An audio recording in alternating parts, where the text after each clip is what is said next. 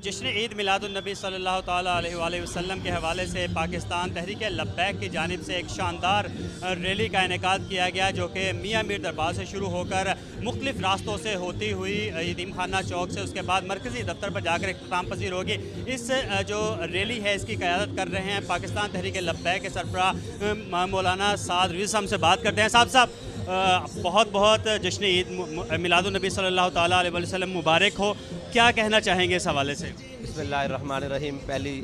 سب سے پہلے تو پوری امت مسلمہ کو جشن عید میلاد النبی مبارک ہو، آپ کو بھی مبارک ہو، آپ کی پوری ٹیم کو مبارک ہو۔ یہ آج کا دن خوشی کا دن ہے اور ہم بحیثیت امتی سب سے زیادہ خوش قسمت ہیں کہ ہمارے آقا مولا صلی اللہ تعالیٰ علیہ وسلم کی امت کا شرف حاصل کرنے کے لیے تو انبیاء نے بھی خواہش کا اظہار کیا۔ اللہ تعالیٰ نے ہمیں یہ اعزاز بخش دیا کہ اللہ تعالیٰ نے ہمیں حضور کا امتی بنا دیا صلی اللہ تعالیٰ علیہ وسلم، اور آج شرق سے غرب تک، جنوب سے شمال تک، عرش سے فرش تک ہر چیز خوش ہے کہ اس دن حضور آ گئے۔ اور علامہ اقبال نے کہا کہ کاہن و پاپا و سلطان و امیر بہر یک نخچیر صد نخچیر گر، کہتا ہے حضور کی آمد سے پہلے اندھیرا ہی اندھیرا تھا، ایک انسان شکار تھا، ہزاروں اس کے شکاری تھے۔ کہتا ہے تامین حق بحق داراں سپرد، کہتا ہے اتنی دیر میں حضور تشریف لے آئے، پھر کائنات کا ہر ذرہ چمک اٹھا، ہر ذرہ چمک اٹھا اور ہر چیز بول اٹھی، اور جانور بھی خوش ہوئے کہ آج وہ نبی تشریف لائے ہیں، وہ حضور تشریف لائے ہیں، وہ اللہ کے حبیب تشریف لائے ہیں جنہوں نے جانوروں کے حقوق بھی بتا کے جانا ہے، انسان تو کجا۔ اور اللہ تعالیٰ قرآن میں وما ارسلناک الا رحمۃ للعالمین، اللہ تعالیٰ نے حضور کو رحمت بنا کر بھیجا۔ حضور کا ہر ادا رحمت، اٹھنا بیٹھنا رحمت، دنیا میں آنا رحمت، دنیا میں نظام چلانا رحمت، اپنے صحابہ سے پیار کرنا رحمت، بوڑھی مائی کا جناب ہاتھ پکڑ کے حضور کے ساتھ گھنٹوں باتیں کرنا یہ بھی رحمت، حضور کا تلوار اٹھا کر بدر جانا یہ بھی رحمت، حضور کا نظام قائم کرنا یہ بھی رحمت، حضور کا کسی کو عدل دینا یہ بھی رحمت، حضور کا کسی کو جناب شفقت دینا یہ بھی رحمت، حضور کا کسی پر جلال کرنا یہ بھی رحمت۔ حضور رحمت سراپا رحمت بن کر آ گیا آج۔ بالکل بے شک نبی کریم صلی اللہ تعالیٰ علیہ وآلہ وسلم تمام امت مسلمہ کے لیے رحمت بن کر تشریف لائے تھے۔ ان کی تعلیمات جو تھی ان پر عمل درآمد کس طرح سے کیا جا رہا ہے پاکستان کے اندر؟ پاکستان کے اندر تو تعلیمات، اور خیرت نے کہہ بھی دیا لا الہ تو کیا حاصل، دل و نگاہ مسلمان نہیں تو کچھ بھی نہیں۔ ہم نے جناب مانا ہی نہیں، ہم نے نہ اسلام کو مانا ہے نہ حضور کو مانا ہے، نہ ہم نے کسی چیز کو مانا۔ ہم زبان کے مسلمان ہیں اور عمل کے نہیں ہیں۔ عمل کی بات یہ ہے کہ اوپر سے لے کر نیچے بات کریں۔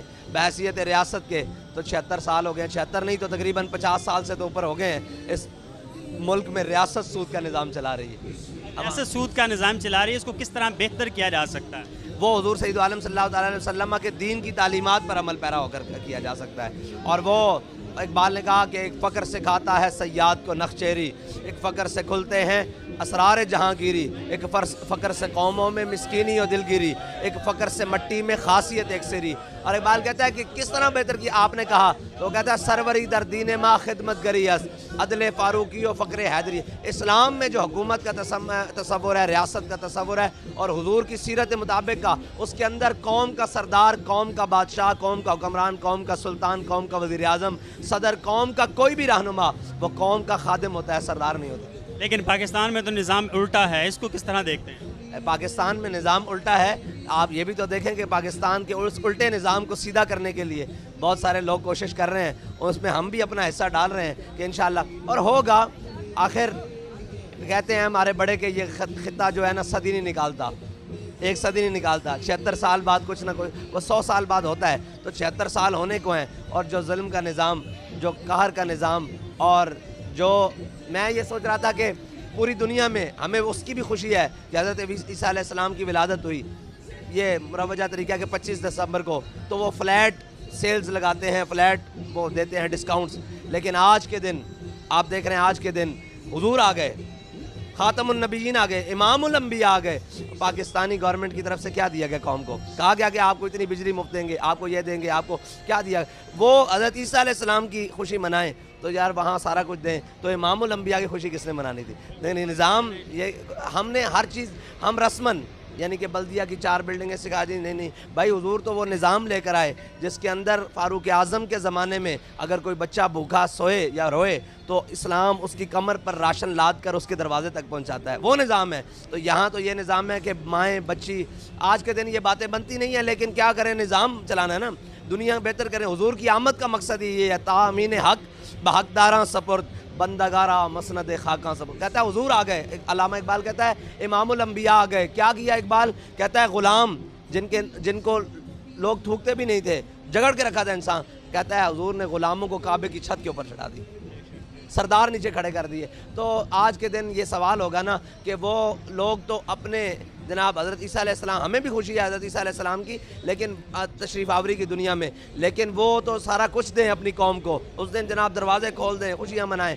मुसलमान हो और इस्लामी हुकूमत हो, पाकिस्तान हो, पाकिस्तान का मतलब ला इलाहा, इस दिन आज के दिन भी लोग भूख से मजबूर होकर बैठे। और ये सोचना तो पड़ेगा कि हम कौन से मुसलमान हैं। वज़ा में हो तुम नसारा और तमद्दुन में हुनूद, ये वो मुस्लिम हैं जिन्हें देख के शर्माएं यहूद।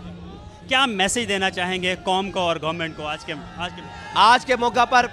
हर वो क्या कहते हैं, नफ़रत को बाला ताक रख कर एक मैसेज देना चाहता हूँ, वो सब के लिए है कि मेरे हाथ में था जब तक मेरे मुस्तफ़ा का दामन, मेरे पाँव चूमती थी यही गर्दश ज़माना। आओ दामन मुस्तफ़ा से वाबस्ता हो जाओ, सारी चीज़ें बाद में हैं, हुजूर का हक़ पहले है, इस्लाम का हक़ पहले है, हुजूर के दीन का हक़ पहले है, सबकी मोहब्बत बाद में है। ला युमिनु अहदुकुम हत्ता अकूना अहब्बा इलैहि मिन वालिदी व वलदी वन्नास अजमईन। कोई उस वक्त तक मोमिन नहीं हो सकता जब तक इमामुल अंबिया उसको अपनी जान, अपने माँ बाप, अपने माल, हर चीज़ से ज़्यादा प्यारे ना हो। तो हमें तो ओहदे प्यारे हैं, हमें तो करप्शन प्यारी है, हमें तो जनाब अपनी इज़्ज़तें प्यारी। आओ सब कुछ लुटाकर हुजूर की बारगाह में आ जाएं। अगर आ जाएंगे तो फिर उमर इब्न खत्ताब भी थे ना, फारूक आज़म बन गए। खाली जनाब अब्दुल्ला थे, अतीक थे, लेकिन सिद्दीक़ अकबर बन गए, उस्मान थे गनी बन गए, अली थे हैदर करार बन गए। उस बारगाह में आ जाओ, हर चीज़ मिल जाएगी और इंशाअल्लाह ये सारे मसाइल हल हो सकते हैं, क्योंकि अल्लाह ताला ने कायनात हुजूर के लिए बनाई। तो जिसके लिए जो चीज़ बनाई जाए उसका हकदार सबसे ज़्यादा वो होता है, उनका नाम लिया जाए, फिर हर चीज़ चमक उठे। Thank you. जी बिल्कुल, ये थे असाद हुसैन रिजवी। इनका कहना है कि नबी करीम सल्लल्लाहु ताला अलैहि वसल्लम का हक़ सबसे पहले है, और आज के इस बबरकत मौका पर मैं यही पैगाम देना चाहूँगा कि दामन मुस्तफ़ा सल्लल्लाहु ताला अलैहि वसल्लम थाम ले तो तमाम मसाइल जो हैं वो हल हो सकते हैं।